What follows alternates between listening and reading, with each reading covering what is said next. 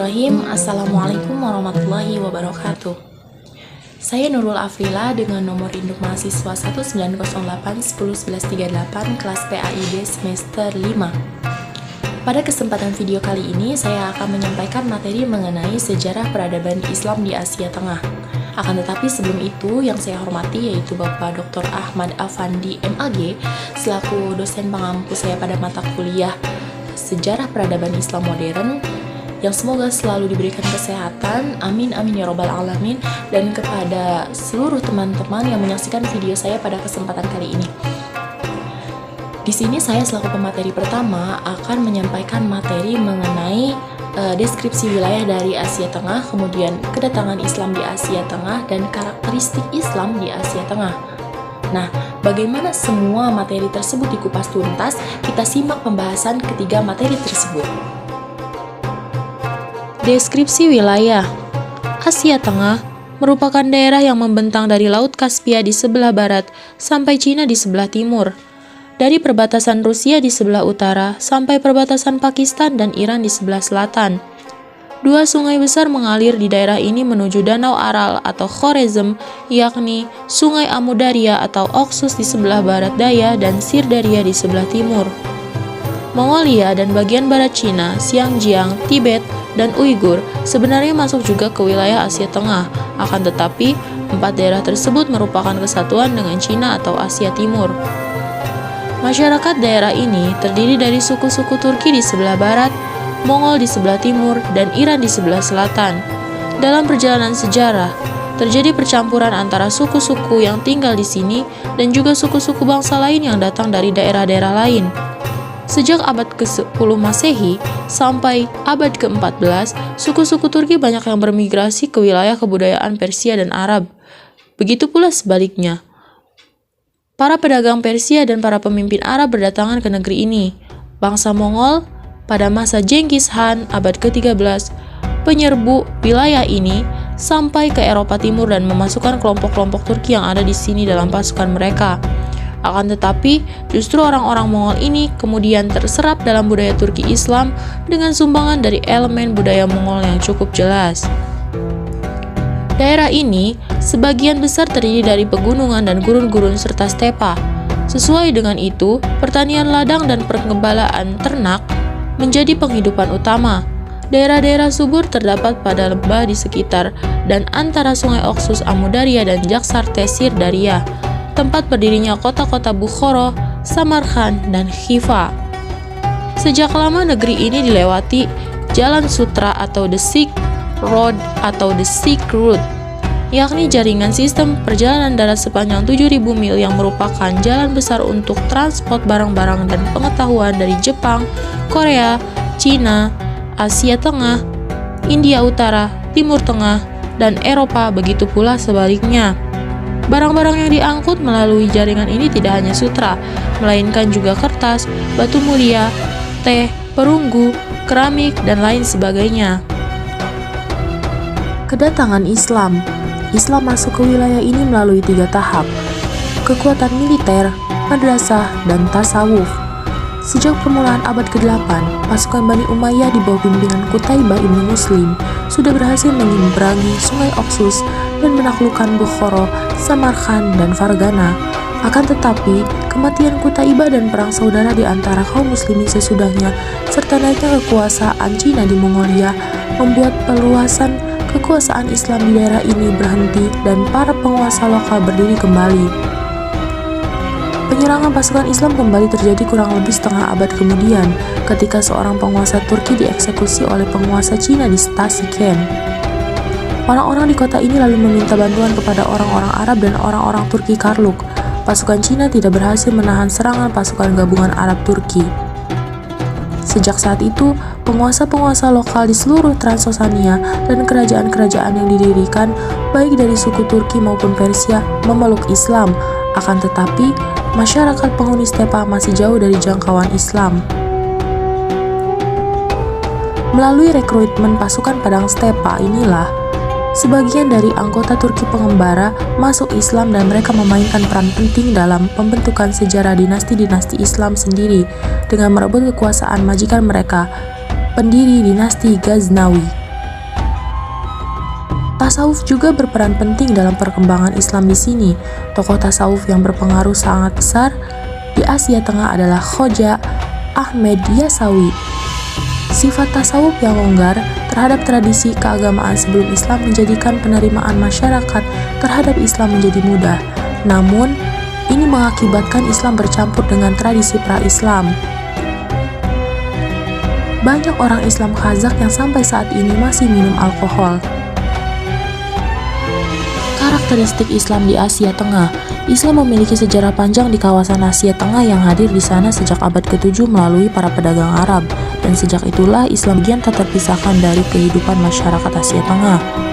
Misalnya penduduk Muslim di Asia Tengah yang masuk pada penaklukan Arab cenderung konservatif dan tradisional karena mereka adalah mayoritasnya berakidah Sunni dan bermazhab Hanafi. Kemudian di awal abad ke-13 dan 14, di sini mulai lahir sastra-sastra religius dari kaum-kaum sufi yang sangat dominan mewarnai karakteristik Islam di Asia Tengah sampai sekarang. Dan itu dapat dilihat juga dan dari berbagai ikatan komunalismenya di mana makam-makam orang suci selalu dijadikan simbol kesatuan spiritual. Bismillahirrahmanirrahim. Assalamualaikum warahmatullahi wabarakatuh. Baik, di sini saya akan membahas mengenai negara-negara Republik Islam di Asia Tengah dan peradabannya. Yang pertama, Uzbekistan. Peradaban Islam masuk ke wilayah yang disebut Uzbekistan pada sekitar abad ke-8 lalu. Ketika itu, pasukan kekhalifahan Arab dari Persia menguasai Mawaranan,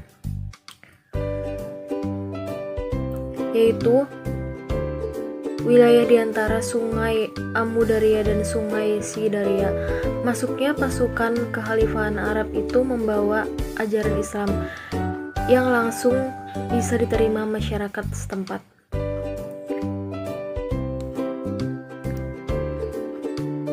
Akan tetapi, jauh sebelum itu, beberapa abad sebelum Masehi, beberapa suku nomad dari Iran telah dahulu tiba di wilayah yang sekarang bernama Uzbekistan itu.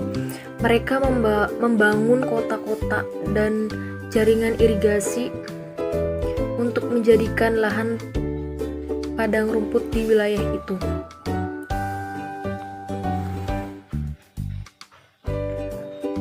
Kota Bukhara dan Samarkand mulai muncul sebagai pusat pemerintahan dan kebudayaan.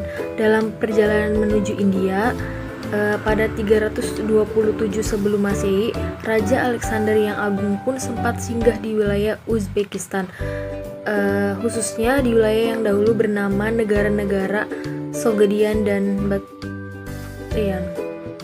Akan tetapi, perlawanan rakyat kemudian membuat pasukan Alexander Agung harus mundur dari wilayah yang kini bernama Uzbekistan itu, kemudian dikuasai oleh kekaisaran Persia, yaitu Parthian dan Sassanid.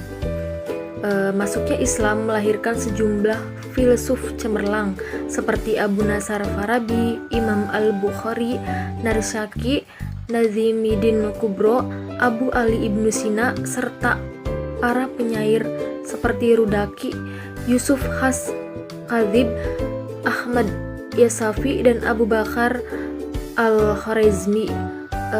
Gerakan baru Islam pun berkembang pesat karena keistimewaan yang dimilikinya, antara lain kebebasan berpikir atau dikenal sebagai Mu'taziliyah, Ismailiyah, dan Sufisme. Kota-kota Bukhara, Samarkand, Merv, Urgen, dan Kifah sangat terkenal di kalangan negara-negara Muslim. Islam pun berkembang pesat karena keistimewaan yang dimilikinya. Perjuangan untuk membebaskan diri dari kependudukan asing dilakukan selama setengah abad pada abad ke-14. Salah satu tokoh penting dalam perjuangan itu adalah Amir Temur. Amir Temur menekankan betul pentingnya kekuatan politik, ekonomi, dan pertumbuhan budaya. Prinsip-prinsip pengelolaan sebuah negara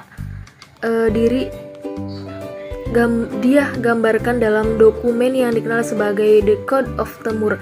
Setelah itu ditinggalkan Amir Temur, para keluarga penerus Temur memberikan perhatian besar terhadap kemajuan kesenian, ilmu pengetahuan, dan kebudayaan. Oleh karena itu, Amir Temur menjadi sosok sangat penting dalam sejarah rakyat Uzbekistan, yang sekaligus merumuskan lagi kejayaan Islam di wilayah yang dikuasainya.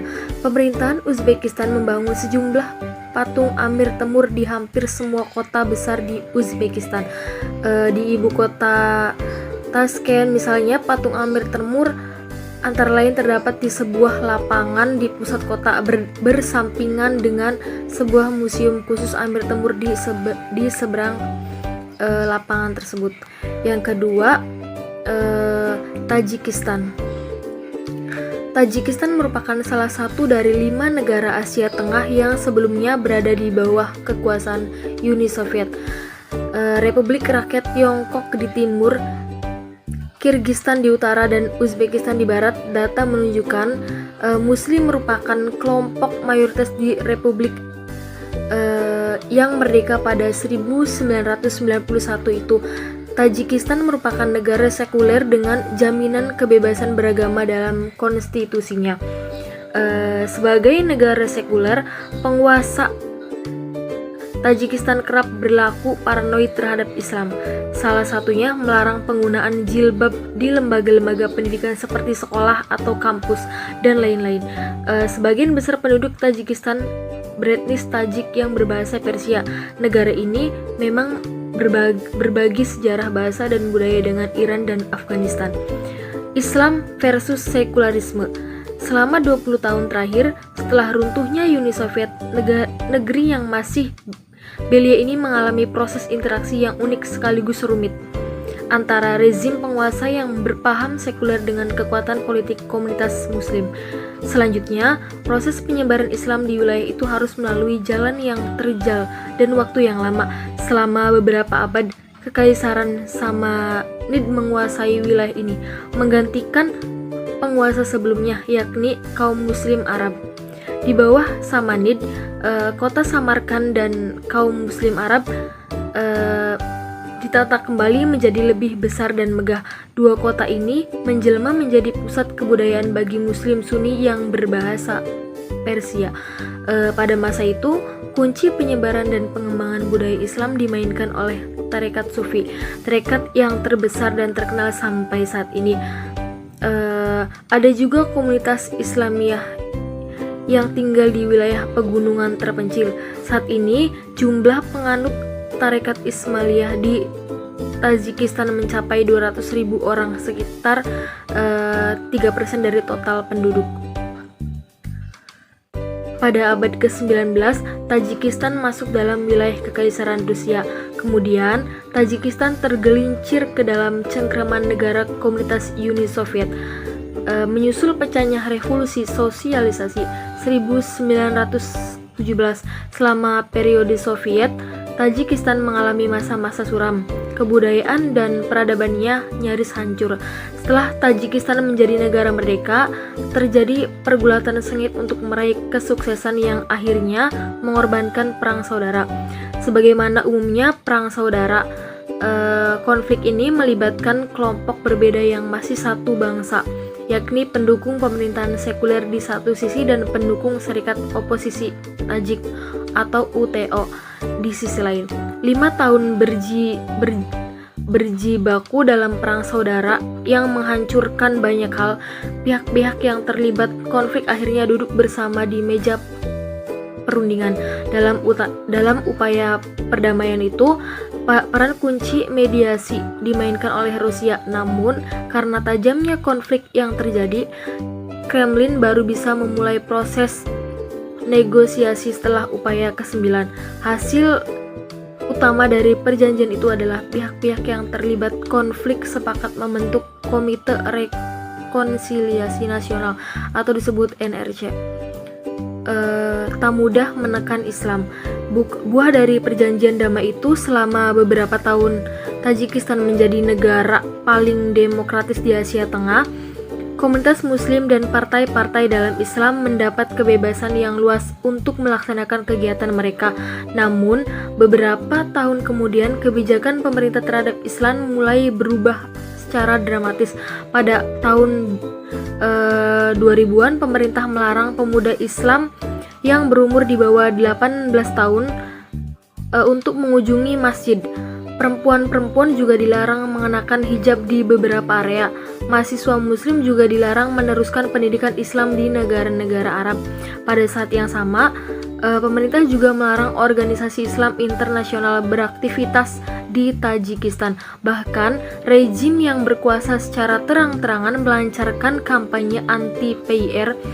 Mereka berusaha membeli PYR sebagai kelompok ekstremis. Di beberapa distrik, otoritas setempat menutup masjid yang dikendalikan PYR dan mengubahnya menjadi klub serta tempat minum teh. Namun bukan hal mudah untuk memberangus Islam. Para pengamat Islam yakni pemerintah akan gagal mengurangi pengaruh Islam dalam kehidupan penduduk Tajikistan. Selanjutnya, Kazakhstan. Islaminasi di Kazakhstan terjadi dalam 3 gelombang. Pertama terjadi pada abad ke-10, kedua pada abad ke-19, yang terakhir pada abad ke-1990. Mayoritas penganut Islam di Kazakhstan mengikuti paham Sunni. Islam masuk pertama ke Kazakhstan pada abad ke-8 ketika bangsa Arab menguasai Transokania, suatu area di bagian selatan Kazakhstan terletak antara sungai Esher Daria dan Amur Daria. Sedangkan Islamisasinya terjadi pada abad ke-9 mendekati abad ke-10. Gelombang kedua Islamisasi terjadi pada abad ke-18 dan 19 ketika Islam mendominasi di bidang politik. Namun, Islamisasi pada gelombang kedua ini pun tidak berlangsung lama karena faktor politik yang membuat Islamisasi di Kazakhstan mengalami kemandegan. Gelombang ketiga Islamisasi terjadi pada tahun 1990 di mana Islam tumbuh dengan cepat antara tahun 1990 sampai 1995. Pembangunan masjid baru maupun menghidupkan masjid yang terbengkalai ketika komunis Soviet berkuasa dilakukan hampir seluruh kota di seluruh Kazakhstan. Edisi Al-Quran pertama dalam bahasa Kazakh yang didasarkan pada alfabet Silirik diterbitkan di Almaty pada tahun 1992. Perguruan tinggi Islam banyak didirikan terutama untuk mengkaji literatur Arab. Dengan negara Islam seperti itu, banyak negara-negara Islam yang bersimpati dan akhirnya memberikan bantuan dana demi tegaknya Islam di Kazakhstan. Yang keempat, Turkmenistan. Islam masuk ke Turkmenistan melalui kegiatan misionaris di mana para misionaris merupakan orang suci yang terkadang dianggap sebagai leluhur dari suku atau etnik tertentu. Kemudian mereka menjadi pendiri atau kelompok suku. Pada abad ke-7 Masehi, bangsa Arab menaklukkan wilayah ini dan sekaligus memperkenalkan Islam dan juga budaya Timur Tengah. Turkmenistan mulai dikenal luas ketika Khalifah Ma'mun ar-Rasyid dari dinasti Bani Abbasiyah.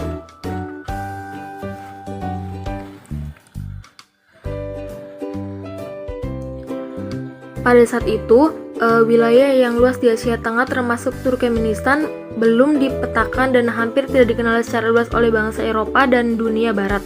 Persaingan untuk menguasai wilayah tersebut antara Kekaisaran Inggris dan Kekaisaran Tsar Rusia ditandai dengan permainan besar. Berikut cendekiawan Muslim. Yang pertama, Abu Rayhan Muhammad, ahli trigonometri, penemu daerah Asia Tengah. Yang kedua, Al-Khawariz, penemu algoritma. Yang ketiga, Peri-Reis atau pakar dunia pelayaran. Daya tarik di Turkmenistan ini adalah Gunung Karak atau Karakum, situs gerbang neraka. Yang kelima, Kirgistan. Sebagian besar dari orang-orang di Kirgistan adalah Muslim. Muslim di Kirgistan umumnya dari cabang Sunni yang masuk ke wilayah ini pada abad ke-8.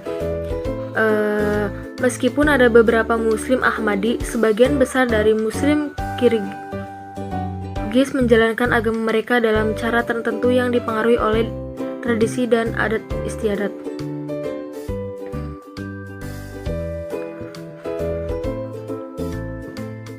Untuk sebagian besar pemimpin agama hanya berurusan dengan isu-isu agama dan tidak menjangkau masyarakat, melainkan menawarkan jasa untuk orang-orang yang datang ke masjid. Sebagian besar dari Rusia penduduk Kirgistan adalah ateis atau ortodok Rusia, masyarakat Uzbek yang membuat naik 12,9% dari populasi.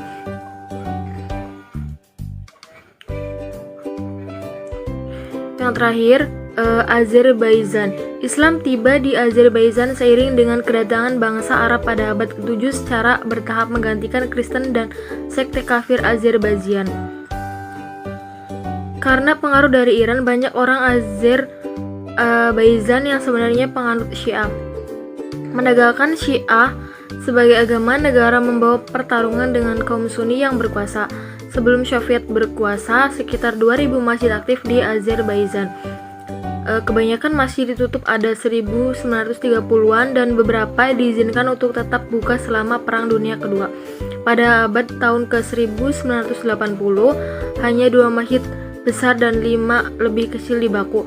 Menurut sumber Soviet, selama tahun 1970-an, sekitar 1000 rumah akhirnya digunakan sebagai alat tempat sholat secara sembunyi-sembunyi. Selama Perang Dunia Kedua, pemerintah Soviet mendirikan Dewan Muslim Spiritual Transcaucasia di Baku sebagai badan Islam di Kaukasus. Namun pada dasarnya menghidupkan kembali tasis Dewan Muslim Gerezawi abad ke-19 dimulai pada periode akhir Gorbachev dan terutama setelah kemerdekaan. Jumlah masjid meningkat secara dramatis. Politisi sekuler di Azerbaijan telah menyuarakan keprihatinan mengenai kebangkitan Islam politik. Tetapi yang lain berpendapat bahwa Islam di Azerbaijan adalah fenomena multifaset. Islam hanya memainkan peran yang sangat terbatas dalam bidang politik dan hanya sebagian kecil dari penduduk mendukung gagasan untuk mendirikan pemerintah Islam. Mungkin sekian yang dapat saya sampaikan, kurang dan lebihnya mohon dimaafkan. Wassalamualaikum warahmatullahi wabarakatuh. Assalamualaikum warahmatullahi wabarakatuh. Saya Lamuddin, PAID semester 5. Alhamdulillahirabbil alamin wa bihi nasta'in wa ala umuri dunya waddin wassalatu wassalamu ala asyrofil anbiya'i wal mursalin wa ala alihi wa sahbihi ajma'in, amma ba'du. Alhamdulillah, saya diberi beribu-ribu nikmat Islam, nikmat iman. Salawat serta salam atas Nabi besar kita, Nabi Muhammad Sallallahu Alaihi Wasallam. Dan pertemuan kali ini saya ingin menyampaikan presentasi saya, yaitu perkembangan terakhir Asia Tengah terbagi menjadi Kazakhstan, Kirgistan, Tajikistan, Turkmenistan, dan Uzbekistan sejak abad ke-19 Masehi, dan terutama setelah tahun 1920-an. Jutaan orang datang, terutama dari Rusia, dan gaya hidup penduduk negeri-negeri ini mengalami perubahan yang sangat mendasar. Sisa-sisa kekuatan dan sisa-sisa kekuasaan lama seperti Khanat atau dinasti di bawah kekuasaan Khan di Bukhara dan Khiwa diganti dengan kekuasaan politik Uni Soviet yang sangat kuat. Akibatnya pembagian penduduk menjadi 2 kelompok. Akibat dari tersebut, petani dan pengembala yang sebelumnya hidup dalam simbiosis kemudian hilang dan digantikan sistem pertanian Mesir. Di bawah pemerintahan Uni Soviet, agama Islam dapat dibatasi geraknya. Memang sikap Uni Soviet ini mengalami perkembangan dari waktu ke waktu. Tetapi secara garis besar, mereka tidak memberikan gerakan yang cukup bagi perkembangan Islam. Tidak mempengaruhi itu bagi perkembangan negeri-negeri Islam. Pada tahun-tahun pertama kekuasaannya, Uni Soviet memberikan toleransi resmi pada Islam. Tetapi kemudian diikuti penindasan pada masa Stalin yang terus dipertahankan sampai tahun 1980-an. Baru setelah kehancuran Uni Soviet pada awal 1990-an atau abad ke-19, tekanan kepada Islam dihentikan. Akan tetapi negara yang lahir dari kekuasaan komunis, yang lahir dari kekuasaan Uni Soviet, yang berlangsung sekitar satu abad itu belum dapat memberikan gerak yang leluasa bagi aspirasi Islam. Sedikit merugikan ya, yang dampaknya itu negara Islam selama satu abad itu belum dapat memberikan gerak yang leluasa bagi aspirasi Islam. Kecurigaan terhadap gerakan Islam masih sangat kuat dirasakan dari pihak penguasa yang hampir semuanya dibesarkan dalam tradisi komunisme. Besar dunia di luar wilayah ini akan kekhawatirannya mengenai kaitan Islam, dunia Islam dengan terorisme. Uni Soviet juga membawa perubahan dalam perkembangan pendudukan. Hampir semuanya bukan muslim. Di Kazakhstan misalnya, warga Eropanya menjadi sama banyak dengan warga muslim, sementara di Kyrgyzstan sekitar 26% dari keseluruhan jumlah penduduk.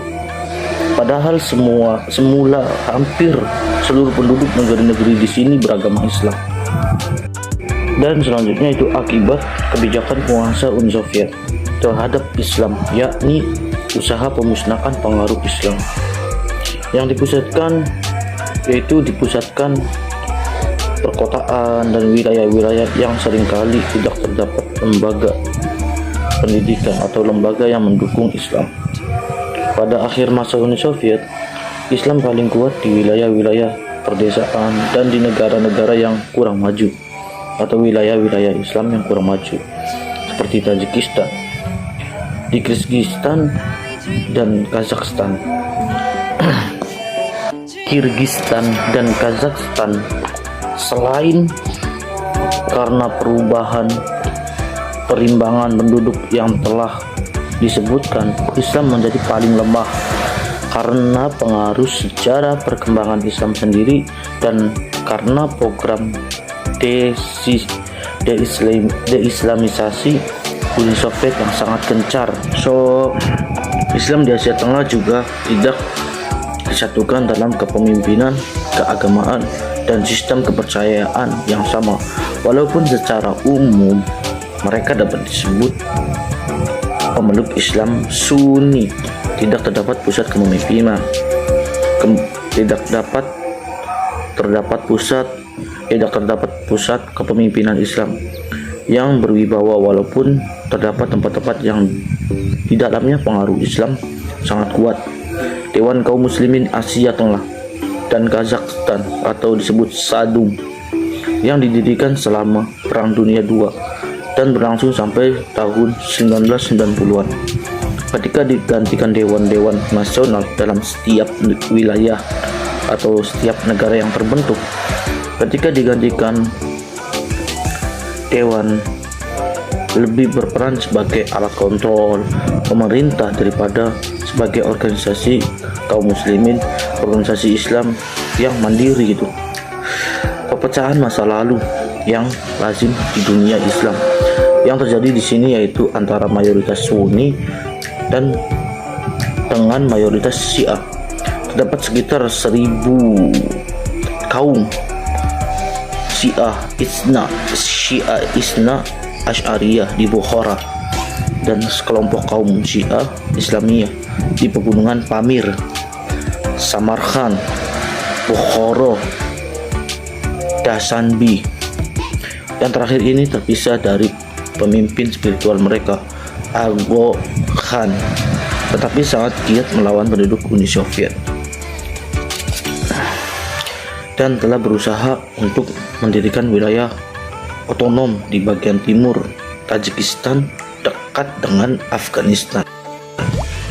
Sebagaimana disebutkan, tasawuf dan tarekat memainkan peran penting di wilayah ini. Tetapi atau mungkin karenanya seringkali menjadi sasaran kritik dari para pemimpin formal Islam. Pada masa pemerintahan Uni Soviet, para sufi memegang peranan penting dalam mempertahankan Islam, jam tangan dan titik aktivitas mereka dalam memelihara keimanan individual sangat besar. Artinya ketika dukungan formal tidak diperoleh dari organisasi resmi, mungkin karena mereka bergerak di bawah tanah dan sulit dikontrol oleh kepemimpinan resmi. Organisasi Islam dukungan penguasa seringkali menuduhnya dengan tuduhan-tuduhan yang memojokkan, seperti tuduhan bahwa mereka bekerja dengan kaum Zionis dan kaum pemerintah Turki sekuler untuk melemahkan Islam. Juga terdapat kaum Wahabi, terutama di lembah Fergana, yang diduga mendapat dukungan dari orang-orang dan lembaga swasta di Saudi Arabia. Mereka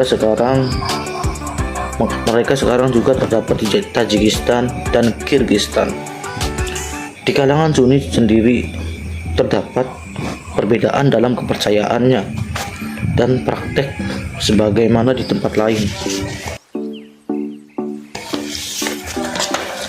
Selain terpisah dari bagian dunia Islam yang lain, kaum muslimin di wilayah ini semasa kekuasaan Uni Soviet mengalami kelemahan yang cukup berarti. Kurang lebih 20 tahun setelah revolusi Bolshevik, sebuah penelitian mengenai agama di wilayah ini mendapatkan bahwa 15% dari penduduk dewasa mengaku tidak bertuhan. Jumlah masjid menurun dari 26.279 pada tahun 1913 menjadi 1.312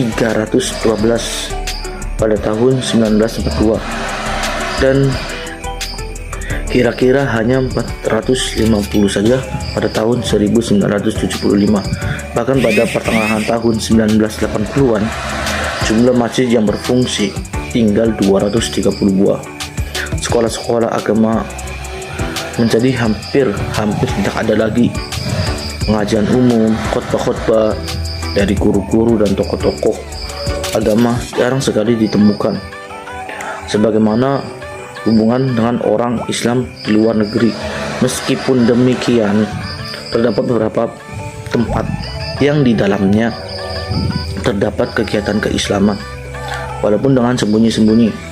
Ini terlihat pada kenyataan bahwa para pemimpin negara setelah kemerdekaan menaruh kecurigaan yang cukup besar terhadap kebangkitan Islam. Walaupun Afghanistan tidak pernah dijadikan bagian dari Uni Soviet, keadaan yang tidak jauh berbeda dengan negeri-negeri Muslim yang lain di wilayah ini. Pertikaian di dalam negeri seringkali mengundang campur tangan asing, terutama Uni Soviet yang tidak ingin negeri ini berada di luar bayang-bayang kewibawaan komunismenya. Kekerasan dan pandangan Islam yang sempit seringkali muncul dengan sangat mencolok.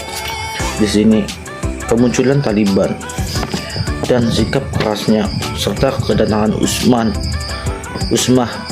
bin Laden menambah mencoloknya warna kekerasan Islam. Di sini ini memuncak pada tindakan polisi dunia Amerika Serikat yang datang memporak-porandakan peradaban yang sudah setengah luluh lantah oleh perang saudara. Mungkin alasan aksi Amerika yaitu alasan Amerika dan sekutunya untuk tindakan ini yakni keterlibatan jaringan Al-Qaeda dalam serang gedung WTC World New York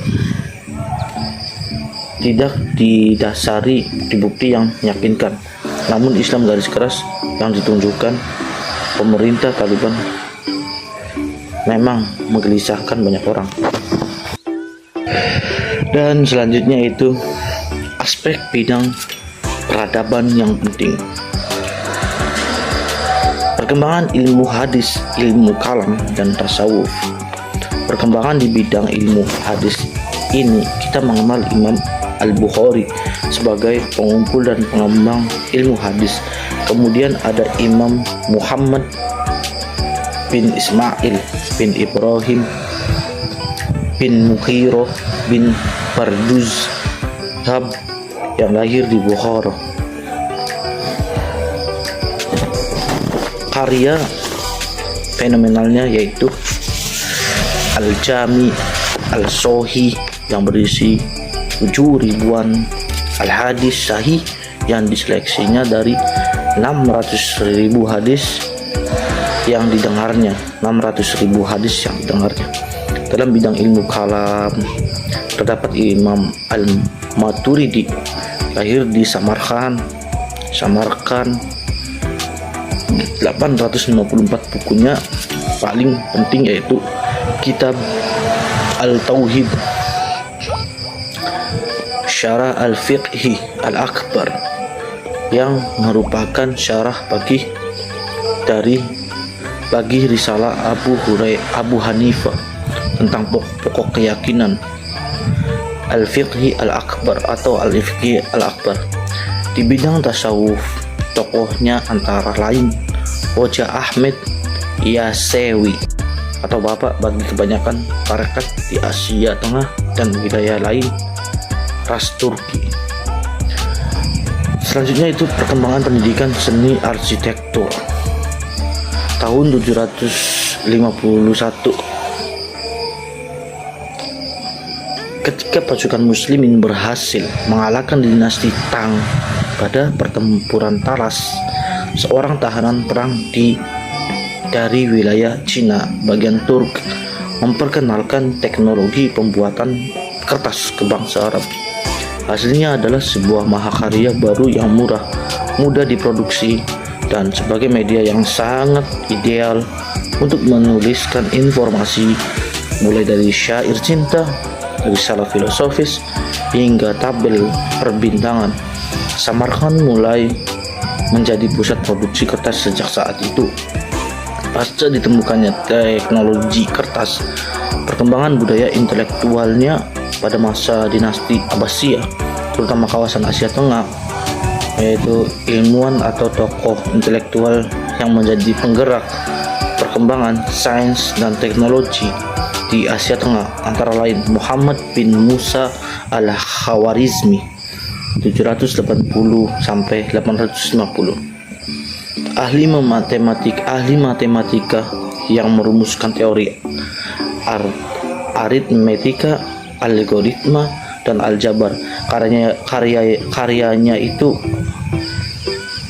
Al-Mukhtasar fi Hasab Al-Jabar wa Al-Muqabalah yang diterjemahkan dan digunakan hingga abad ke-16 sebagai teks buku matematika di universitas Eropa. Di bidang astronomi, ia meneliti tentang lunar anomalies, eclipse, dan parallaxes. Ilmuwan yang lainnya yaitu Abu Rayhan Al-Biruni 973 sampai 1048 yang menyusun kitab Qanun Al-Mas'udi dengan membahas tentang arah gerak rotasi bumi, konsep geometrik tata surya. Di bidang arsitektur, Asia Tengah mengikuti gaya Persia dengan ciri-cirian yakni ruangan-ruangan beratap lengkung bersegi empat dengan satu sisinya terbuka. Di Samarkand, bangunan berciri Iwan bisa ditemukan pada satu kompleks madrasah Ulugh Beg, Tilakara, dan Syuhar. Di Bukhara, model ini bisa ditemukan pada Madrasah Mirai Arab. Unsur lain dari arsitektur Asia Tengah adalah Pistak, yakni pintu masuk dengan keramik berwarna-warni.